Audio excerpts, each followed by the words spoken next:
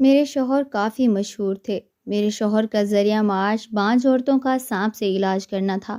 بانجھ عورتیں صبح سے ہی ہمارے گھر آنے لگتی تھیں۔ میرے شوہر نے علاج کے لیے خاص کمرہ مخصوص کر رکھا تھا۔ وہ شام اور رات بھر تالا لگائے رکھتا اور مجھے اندر جانے سے سختی سے منع کرتا تھا۔ کہتا تھا کہ اندر بہت سارے زہریلے سانپ ہیں، اس لیے کبھی بھی اس کمرے میں مت جانا۔ عورتیں اپنی باری پر کمرے میں جاتی تھیں۔ وہ ہر عورت کو 1-2 گھنٹے کے لیے اپنے کمرے میں رکھتا تھا۔ ایک دن میں نے چھپ کر دیکھا، عورت زمین پر لیٹی ہوئی تھی اور میرا شوہر دیکھ کر میرے پیروں تلے زمین نکل گئی۔ میں غریب گھرانے کی لڑکی تھی۔ میرے ابا نے میری شادی ایک ایسے لڑکے سے کر دی جو ہر روز بانجھ عورتوں کا علاج کرتا تھا۔ مجھے پہلی نظر میں اپنا شوہر بالکل بھی پسند نہیں آیا تھا۔ اس کا حلیہ عجیب تھا۔ یہ سب دیکھ کر شادی کی پہلی رات ہی میرا دل بجھ سا گیا تھا، لیکن جیسے جیسے وقت گزرتا گیا مجھے اپنے شوہر سے محبت ہو گئی۔ یہ ایک فطری سی بات تھی اور کچھ میرے شوہر کا مزاج بہت نرم اور محبت کرنے والا تھا۔ بہت جلد ہی میں اسے چاہنے لگی تھی۔ بس ایک بات مجھے سمجھ نہیں آتی تھی کہ وہ ایک پٹھان تھا اور پٹھان کبھی بھی اپنی برادری سے باہر شادی نہیں کرتے۔ پھر میرے شوہر نے مجھ سے شادی کیوں کی تھی؟ میرے شوہر کا ذریعہ معاش بانجھ عورتوں کا سانپ سے علاج کرنا ہی تھا۔ بانجھ عورتیں صبح سے ہی ہمارے گھر آنے لگتی تھیں۔ میرے شوہر نے علاج کے لیے خاص کمرہ مخصوص کر رکھا تھا۔ وہ شام اور رات بھر تالا لگائے رکھتا اور مجھے اندر جانے سے سختی سے منع کرتا تھا۔ کہتا تھا کہ اندر بہت سارے زہریلے سانپ ہیں، اس لیے کبھی بھی اس کمرے میں مت جانا۔ مجھے ویسے بھی سانپوں سے خوف آتا تھا، اس لیے میں خود کو بھی کبھی اس کمرے میں نہیں گئی تھی۔ ایک بار میں نے اپنے شوہر سے علاج کا طریقہ پوچھا تو وہ کہنے لگا کہ میرے پاس بہت سے خطرناک سانپ ہیں جن کا زہر انسان کو پل میں مار ڈالے، لیکن مجھے کسی بزرگ کی بخشش ہے، جب میں کسی سانپ سے کسی عورت کے بازو پر ڈسواتا ہوں تو وہ ضرور حاملہ ہو جاتی ہے۔ ہمارے گھر پر روزانہ عورتوں کا رش لگا رہتا تھا۔ عجیب بات یہ تھی کہ میرا شوہر ہر عورت کو کمرے میں اکیلے ہی بلاتا تھا اور کبھی آدھا گھنٹہ تو کبھی 1 گھنٹہ وہ عورت اس کمرے میں میرے شوہر کے ساتھ اکیلی ہوتی تھی۔ پہل تو میں نے ان باتوں پر زیادہ غور نہیں کیا، لیکن وقت گزرنے کے ساتھ ساتھ مجھ پر ایسے انکشافات ہونے لگے کہ میرا دل دھڑکنا ہی بھول جاتا تھا۔ عورتیں بہت جلدی اس علاج سے حاملہ ہو جاتی تھیں اور اپنی خوشی سے لاکھوں روپے میرے شوہر کو دے جاتی تھیں۔ میرے گھر میں کسی چیز کی کوئی کمی نہیں تھی، کیونکہ میرے شوہر کے پاس اس کمائی کے ذریعے بہت پیسہ آ چکا تھا۔ وقت یوں ہی گزرتا گیا۔ میری شادی کو 5 سال گزر چکے تھے، لیکن مجھے اولاد نہیں ہوئی تھی۔ جب میں نے شوہر سے کہا کہ وہ میرا بھی علاج کر دے تاکہ ہمارے گھر بھی بچہ ہو جائے تو وہ مجھے غصے سے دیکھنے لگا، حالانکہ وہ ایسے مزاج کا ہرگز نہیں تھا۔ وہ بہت نرم خو انسان تھا، ہمیشہ مجھ سے دھیمے لہجے میں بات کرتا تھا۔ مجھے کبھی کسی بات پر پابندی بھی نہیں لگائی تھی۔ جب میرا دل چاہتا مجھے ہر چیز کی اجازت تھی، لیکن میری اس بات پر میرے شوہر کی سفید رنگت بھی سرخ پڑ جاتی۔ مجھے حیرت اس بات پر تھی کہ میں نے اس سے ایسا تو کچھ نہیں کہا تھا جس پر اسے غصہ آتا۔ وہ کہنے لگا کہ تم بانجھ ہو، اس لیے تمہیں ایسے کسی علاج کی ضرورت نہیں ہے۔ میں اس کی بات سن کر چپ سی ہو گئی، ورنہ میرا دل تو بہت چاہا کہ اس سے پوچھوں کہ پھر مجھے اب تک اولاد کیوں نہیں ہوئی۔ میرا دل اپنے بچے کے لیے ترستا رہتا تھا اور میرے ہی سامنے کئی عورتیں اولاد کی نعمت سے مالا مال ہو رہی تھیں، اس لیے مجھے شوہر کی بے جا ضد پر غصہ آنے لگا تھا۔ وہ چاہتا تو میری گود بھی بھر سکتی تھی۔ ایک بار جو میری آنکھوں نے دیکھا، مجھے اپنی بصارت پر یقین نہیں آ رہا تھا۔ میرا شوہر کمرہ بند کر کے عورتوں کا علاج کرتا تھا۔ جس کمرے میں میرا شوہر علاج کرتا تھا اس کا دروازہ صحن میں ہی کھلتا تھا، اس لیے علاج کے لیے آنے والی عورتیں صحن میں ہی بیٹھ کر اپنی باری کا انتظار کرتی تھیں۔ میں اس وقت کچن میں کام میں مصروف تھی جب میں نے یہ محسوس کیا کہ ایک عورت گزشتہ 3 ماہ سے مسلسل آ رہی تھی اور آتی بھی جلدی تھی، لیکن میرے شوہر کے پاس اپنی باری کی بجائے وہ سب سے آخر میں جاتی تھی۔ پہل تو میں نے اس بات کو نظر انداز کر دیا، لیکن ایسی بات مجھ جیسی بیوی کیسے زیادہ دنوں تک نظر انداز کر سکتی تھی جس کی پہلے سے کوئی اولاد نہ ہو۔ اولاد میاں بیوی کے رشتے کو مضبوط بنانے کے لیے ایک مضبوط کڑی ثابت ہوتی ہے، ورنہ عورت کو ہر وقت اپنے گھر ٹوٹنے کا ڈر لگا رہتا ہے۔ میں بھی ایسی تکلیف سے دوچار تھی۔ عورت خوبصورت بھی بہت تھی اور کم عمر بھی تھی، جوان سی لڑکی تھی، اور جب وہ میرے شوہر کے کمرے میں جاتی تو 2 گھنٹے بعد واپس آتی اور مسکراتی تھی۔ یہ دیکھ کر میرا دل بہت جلنے لگا۔ بھلا ایسا بھی اندر کیا ہوا تھا جو اس کے چہرے کی مسکراہٹ غائب ہی نہیں ہو رہی تھی؟ وہاں آنے والی تمام عورتوں کی کوشش یہی ہوتی تھی کہ سب سے پہلے باری ان کی آئے، پھر میری۔ یہ عورت کیوں کہتی تھی کہ اسے سب سے آخر میں جانا ہے؟ اور 2 گھنٹے وہ میرے شوہر کے کمرے میں کرتی کیا تھی؟ کیونکہ اس کے ہاتھ پر ڈنک کا کوئی نشان نہیں تھا۔ وہ عورت پٹھان تھی۔ میرے شوہر کے کمرے سے باہر نکل کر وہ دل فریب چہرے پر مسکراہٹ لیے واپس چلی جاتی، اور جب میرے شوہر کمرے سے نکلتے تو وہ بھی مسکراتے ہوئے آ رہے ہوتے تھے۔ میرے شوہر کی چمک دمک مجھے شک میں مبتلا کرنے لگی تھی۔ ایک دن میں نے اس سے پوچھ لیا کہ یہ عورت تو کافی ماہ سے آپ کے پاس آ رہی ہیں، تو کیا یہ اب تک حاملہ نہیں ہوئی؟ میری بات پر میرے شوہر نے کہا کہ یہ شادی شدہ نہیں ہے۔ یہ سن کر مجھے حیرت ہوئی، جب وہ شادی شدہ ہی نہیں ہے تو یہاں کیسے علاج کے لیے آتی ہے؟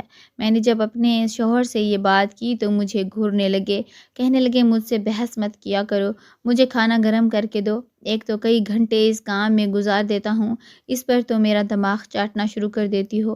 میں اپنے شوہر کو کھانا دینے لگی۔ مجھے اب اس عورت کو دیکھ کر چڑ سی ہونے لگی تھی۔ 1 ماہ تو میں صبر کرتی رہی، لیکن پھر وہ عورت مجھ سے ایک لمحہ بھی برداشت نہیں ہوتی تھی۔ کیوں آتی تھی وہ میرے شوہر کے پاس؟ ایک بار میں نے جو منظر دیکھا وہ میری روح کو لتاڑنے والا تھا۔ جیسے وہ عورت شوہر کے کمرے میں گئی، میں فوراً سے کمرے کے پاس چلی آئی۔ میں نے دروازے کے سوراخ سے دیکھا تو وہ زمین پر تھی۔ یہ دیکھ کر تو میرے ہوش ہی اڑ گئے۔ یہ کیسا علاج ہو رہا تھا؟ میرا تو دل یوں تھا کہ ابھی باہر آ جائے گا۔ میں بری طرح سے بے ہوش ہو گئی تھی۔ میرا سر بری طرح سے چکرانے لگا تھا۔ میں وہاں سے پیچھے ہٹ گئی، کیونکہ جو کچھ اندر ہو رہا تھا میں مزید دیکھنے کی تاب نہ تھی۔ میری آنکھوں سے آنسو جاری ہو گئے تھے۔ میں واپس اپنے کمرے میں چلی گئی اور بیڈ پر بیٹھ کر رونے لگی۔ مجھے اپنی ماں کی باتیں یاد آنے لگیں، جو مجھ سے اکثر کہتی تھی کہ عورت کو اگر اولاد نہ ہو تو مرد دوسری شادی کی طرف راغب ہونے لگتا ہے۔ جو کچھ میری آنکھوں نے دیکھا تھا، مجھے اپنا گھر ٹوٹتا ہوا محسوس ہونے لگا تھا۔ میری آنکھوں سے آنسو بہنے لگے تھے۔ میں غریب گھر سے تعلق رکھتی تھی۔ میرے شوہر نے اس عورت کے چکر میں پھنس کر مجھے چھوڑ دیا تو میں کہاں جاؤں گی؟ میرے ماں باپ تو یہ غم کبھی بھی نہیں سہ پائیں گے۔ میرے آنسو نہیں تھم رہے تھے۔ مجھے اپنے شوہر پر غصہ آ رہا تھا۔ وہ سب عورتوں کا علاج کر رہا تھا تو مجھے علاج سے کیوں محروم رکھا گیا تھا؟ میرے شوہر مسکراتا ہوا کمرے میں داخل ہوا۔ مجھے روتے ہوئے دیکھا کر متجسس سا ہو گیا۔ مجھ سے کہنے لگا کہ تمہیں کیا ہوا ہے؟ تم کیوں رو رہی ہو؟ میں اٹھ کر ان کے پاس آ گئی۔ میں نے کہا کہ میں کچھ نہیں جانتی، مجھے اولاد چاہیے، آپ میرا علاج کیوں نہیں کرتے؟ 5 سال ہو گئے ہماری شادی کو۔ ان 5 سالوں میں آپ کتنی عورتوں کو مراد پوری کرنے کے لیے مددگار ثابت ہوئے ہیں، تو میری گود اب تک کیوں سنی ہے؟ میرے صبر کا پیمانہ لبریز ہو چکا تھا۔ وہ کہنے لگا، میں تمہارا علاج نہیں کر سکتا، اور کیوں نہیں کر سکتا؟ سوال کا جواب بھی میں تمہیں کبھی نہیں دوں گا۔ میں نے کبھی تمہیں بے اولاد کا طعنہ نہیں دیا، پھر تم کیوں پریشان ہوتی ہو؟ تمہیں کیا لگتا ہے کہ 5 سالوں میں مجھے اولاد کی کمی محسوس نہیں ہوئی؟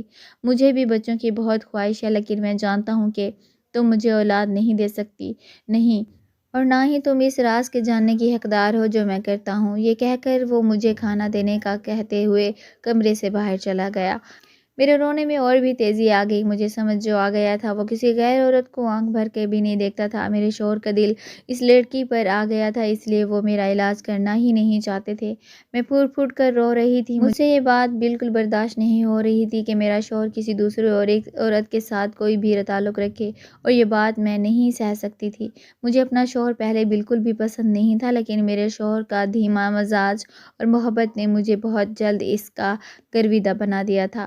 پھر اگر میری کوئی اولاد ہوتی تو میرا دھیان بھی بڑھ جاتا، لیکن اب تو میری ساری توجہ کا مرکز صرف وہی تھا۔ لیکن اس لڑکی نے آ کر سب کچھ درہم برہم کر دیا تھا۔ وہ لڑکی بہت حسین تھی، ایسی کہ کسی کو بھی اپنی طرف مائل کر سکتی تھی۔ جوان بھی تھی، پھر میرے شوہر کی ہم زبان بھی اور ہم ذات بھی۔ میں نہ تو پٹھان تھی، نہ ہی اس کی برادری سے تھی، اور اتنی زیادہ حسین بھی نہ تھی۔ اگر میرا شوہر اپنا حلیہ درست کر لیتا تو وہ چھوٹا وجیح شخص تھا، جوگی بنا رہتا تھا۔ شادی کے شروع میں میں نے اسے بہت کہا کہ وہ اپنا حلیہ بدل لیں، لیکن وہ محبت سے ٹال جاتا تھا۔ یہ بات یہاں ختم نہیں ہوتی تھی۔ میں نے محسوس کرنا شروع کیا کہ اب میرا شوہر مجھ سے کترانے لگا ہے۔ جب میں اس کے قریب آنے کی کوشش کرتی تھی تو وہ یہ کہہ دیتا کہ میں دن بھر جان توڑ محنت کرتا ہوں، اس لیے مجھے رات بھر ایک بھرپور نیند کی ضرورت ہوتی ہے۔ مجھے تنگ مت کیا کرو، یہ کہہ کر وہ کروٹ بدل کر سو جاتا۔ میرا دل جل کر خاک ہو جاتا۔ یہ کام تو وہ بہت عرصے سے کر رہا تھا، لیکن مجھے بھی وقت لازمی دیتا تھا۔ میرے شوہر کا مسئلہ کترانا اس وقت شروع ہوا تھا جب وہ لڑکی آنے لگی۔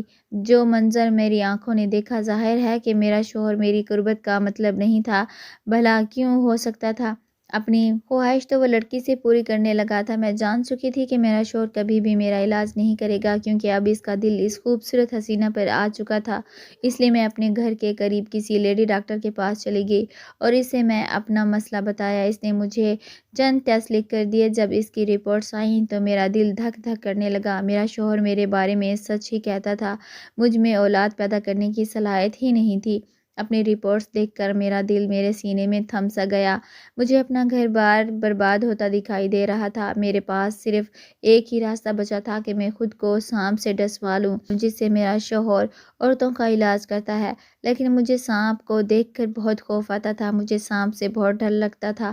جب میں گھر آئی تو میرا شوہر غصے سے صحن میں ٹہل رہا تھا۔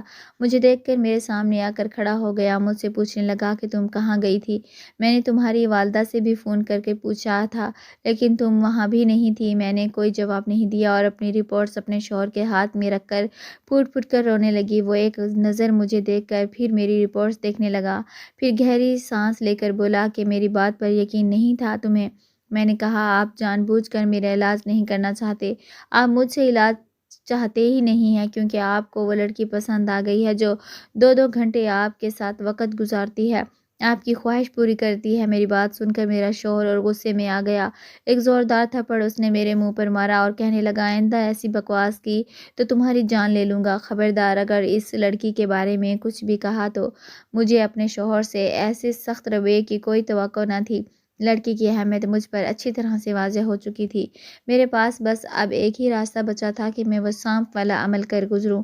اس لیے جب میرا میاں گہری نیند سو گیا تو میں اٹھ کر اس کمرے میں چلی گئی، لیکن وہاں تالا لگا دیکھ کر میں سخت مایوس ہوئی۔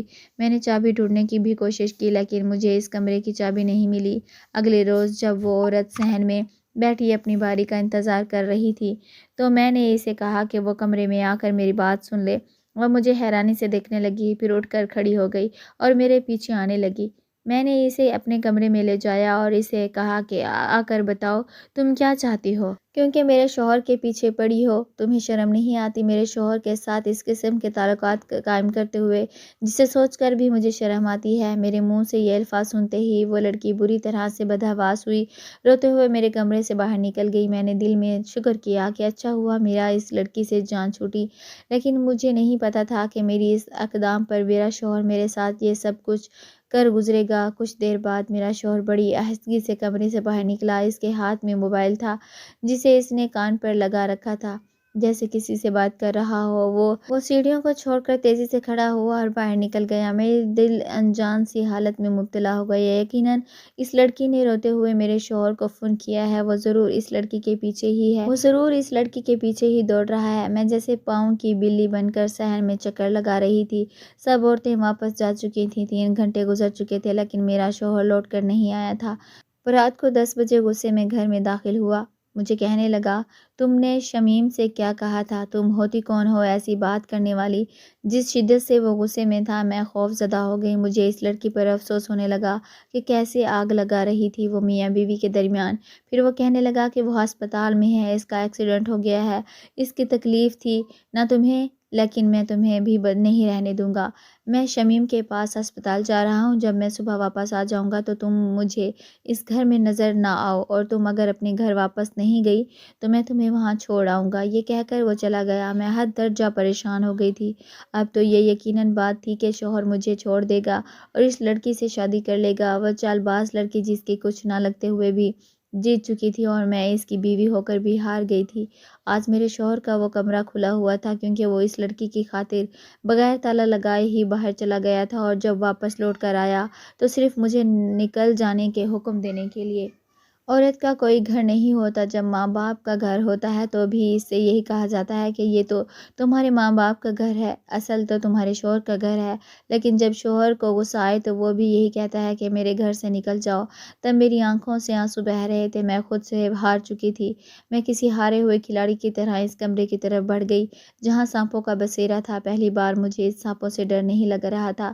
میں اس کمرے میں داخل ہو گئی، میرے پاس جینے کی کوئی امید بچی بھی نہیں تھی، سوائے ایک چھوٹی سی آس کے کہ شاید ایک آخری حربے سے میرا گھر بچ جائے۔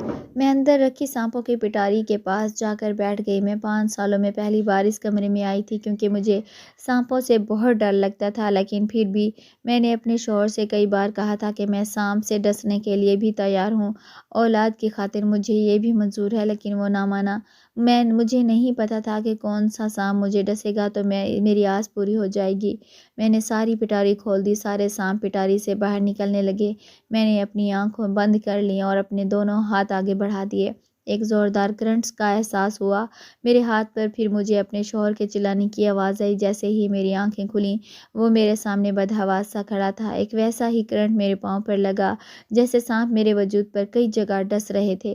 میں نے آخری بار اپنے شوہر کو نظر بھر کر دیکھا اور میں ہوش کی دنیا سے غافل ہو گئی۔ میری آنکھیں بند ہو چکی تھیں، میرے وجود سے قطرہ قطرہ جان نکل رہی تھی۔ میرے کانوں میں میرے شوہر کی آواز تھی، اس کے ساتھ وہ لڑکی بھی تھی۔ وہ میرے پاس آ کے کہنے لگی، آپ مجھے غلط سمجھ رہی ہیں، میں آپ کے شوہر کی بہن ہوں۔ یہ سننے سے مجھے حیرت کا جھٹکا لگا۔ پھر وہ مجھ سے کہنے لگی کہ ہمارے گاؤں میں ایک بزرگ تھے جو سانپ کے زہر سے دوا بناتے تھے اور اسے بانجھ عورتوں کا علاج کرتے تھے۔ میرے بھائی کو انہوں نے یہ عمل سکھایا تھا، لیکن میرے ابا بھائی کو ایسا علاج کرنے سے منع کر دیا کیونکہ وہ جو شخص یہ علاج کرتا ہے اس کی بیوی کو کبھی اولاد نہیں ہوتی اور ابا ایسا نہیں چاہتے تھے۔ لیکن بھائی نہ مانے تو ابا نے انہیں گھر سے نکال دیا۔ مجھے بھائی سے بہت محبت تھی۔ میں اپنے دوسرے بھائی کے ساتھ جب شہر آئی تو اپنے بھائی کو ڈھونڈنے کی بہت کوشش کی، لیکن وہ ہمیں نہیں ملے۔ پھر ایک دن میری دوسرے بھائی کی بہن نے بتایا کہ ان کے محلے میں ایک شخص ہے جو سانپ سے 5 عورتوں کا علاج کرتا ہے۔ یہ سن کر مجھ سے رہا نہیں گیا اور میں یہاں آ گئی۔ جب 6 سال بعد بھائی کو دیکھا تو مجھ سے رہا نہیں گیا، میں روتے ہوئے ان سے ملنے آنے لگی۔ میرے باقی بھائی بھی اس سے بھائی کو اچھا نہیں سمجھتے تھے، اس لیے میں بہانے سے بھائی سے ملنے آتی تھی۔ آخر میں سب عورتوں سے اسی وجہ سے ملتی تھی کہ میں ان سے جی بھر کر باتیں کر سکوں، لیکن میری کمر پر ایک بہت بڑی گلٹی بنی ہوئی تھی جب میں نے بھائی کو دکھائی تھی۔ شاید اس وقت آپ نے ہمیں چھپ کر دیکھ لیا اور آپ کو غلط فہمی ہو گئی، لیکن جب آپ نے مجھے اس قسم کی باتیں سنائیں تو مجھ سے برداشت نہیں ہوا۔ میں روتے ہوئے تیزی سے بھاگتے ہوئے جا رہی تھی کہ گاڑی سے ٹکرائی اور مجھے زخمی دیکھ کر بھائی بے قابو ہو گئے۔ وہ مجھ سے وجہ پوچھنے لگے۔ مجھے نہیں معلوم تھا کہ میرا سچ آپ کو مشکل میں ڈال دے گا۔ میں چاہتی تو بھائی سے سچ چھپا سکتی تھی۔ بھائی غصے میں آپ کے پاس آئے اور نہ جانے کیا کچھ کہہ گئے۔ میں نے انہیں سمجھایا کہ وہ سچ نہیں جانتے تھے، اس لیے بھائی آپ کو سچ بتانے کے لیے آئے تھے۔ بھائی کسی عورت کو سانپ سے نہیں ڈسواتے تھے، بلکہ وہ سانپ کے زہر سے دوا بنا کر انہیں پلاتے تھے۔ بڑی مشکل سے آپ کی جان بچی ہے۔ بھائی آپ سے بہت محبت کرتے ہیں۔ بھابھی 3 دن سے آپ بے ہوش ہیں اور 3 دن سے میرے بھائی آپ کی زندگی کے لیے دعا گو ہیں۔ مجھے اپنی سوچ پر افسوس ہوا، لیکن میرے شوہر کو بھی مجھے سچ بتانا چاہیے تھا کیونکہ سچ جان کر وہ سب نہ ہوتا جو ہوا تھا۔